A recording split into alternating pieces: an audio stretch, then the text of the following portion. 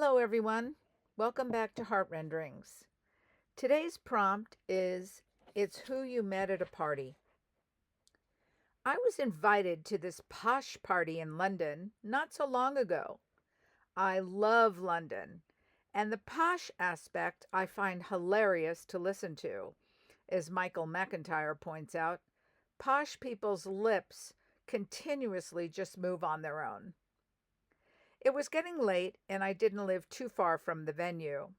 I had a glass of wine as I turn into a ninny with more wine and have a great desire to sit under a table and talk to the pets. Who knew? However, you walked into the room. You looked familiar, and yet I couldn't remember from where. In an instant, you were standing in front of me, reminding me where we met last. It was on a sightseeing boat in Majorca. Oh, yes, I remember. You asked me whose ashes I was setting free in this beautiful cove off the coast. My mother's, I replied. She loved Capri, and this is the closest I'll get to that place. It was so freeing, and it was as if she appeared above the ashes and thanked me. You said you saw something like that as well.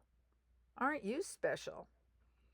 You reminded me your name was David, and you mostly traveled the world meeting people and assisting in ecstatic experiences. What? Really? And how is that done? I say. Well, he said, firstly, I'm able to tell who's a believer. A believer? Yes, someone who believes they are connected to the consciousness. Often they are artists. Oh, I see. Ecstasy is a consciousness thing.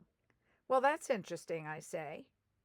We leave the party and start walking the streets of London. It's foggy as usual. However, this fog is different. It's thicker, and I stick my tongue out for a taste. It's yummy. I hardly see anyone else. David said, we're going to transmute ourselves.